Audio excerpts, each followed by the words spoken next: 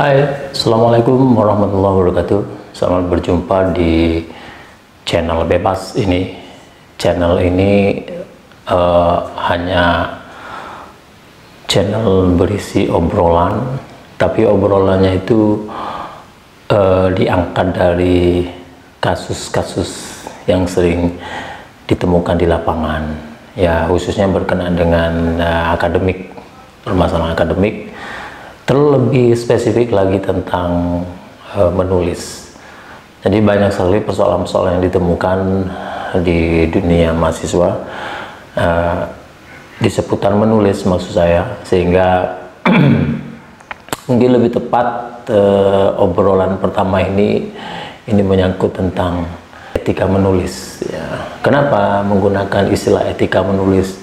Ya karena di situ ada persoalan di dalam ya kalau boleh dikatakan kode etik menulis begitu.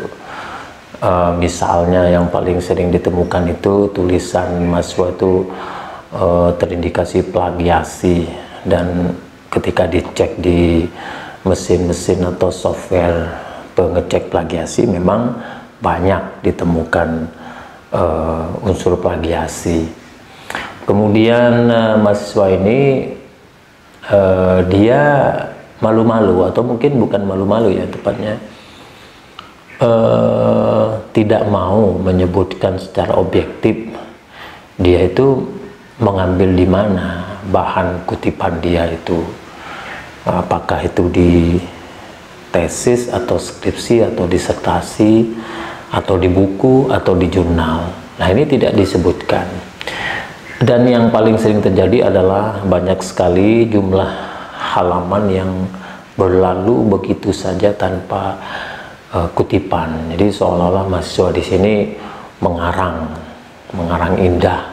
Tapi kalau dilihat kontennya itu luar biasa ya. Jadi kontennya itu menunjukkan bahwa paragraf-paragraf itu berasal dari hasil penelitian yang sangat panjang, atau dia itu begitu berbobot gitu, tetapi di situ tidak ada sumbernya. Nah, ini semua merupakan etika, atau lebih tepatnya persoalan etika di dalam menulis yang ini saya rasa penting untuk dibahas, karena menurut saya sebelum seseorang, baik itu penulis, peneliti ataupun mahasiswa itu mengekspos atau mempublikasikan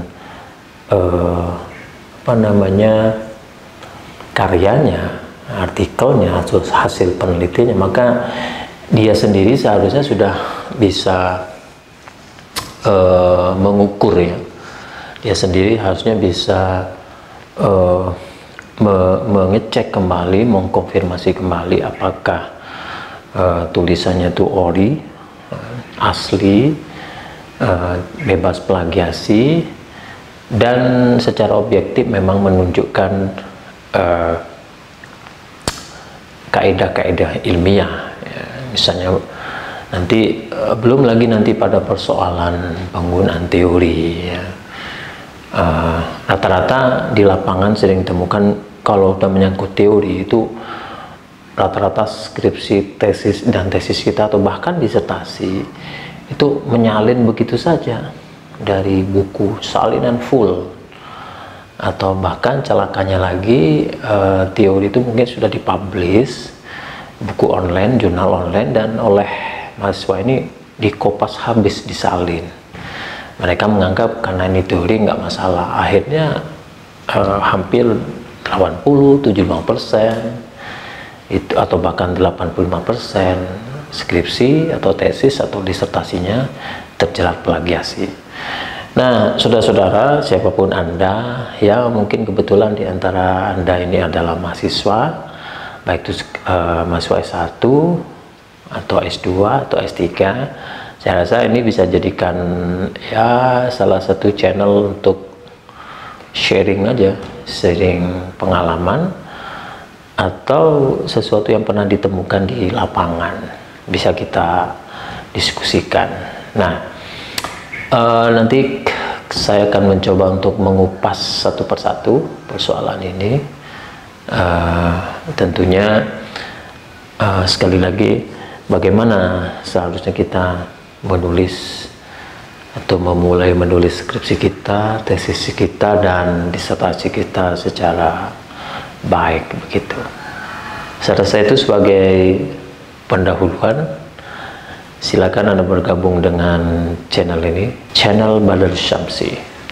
Di dalam channel itu ada juga tip-tip lain, misalnya tip menulis, tip submit artikel ke jurnal, atau tip-tip lain seputar mahasiswa dan dosen begitu ya. Baik, itu sebagai pendahuluan. Terima kasih. Assalamualaikum warahmatullahi wabarakatuh. Tetap semangat ya.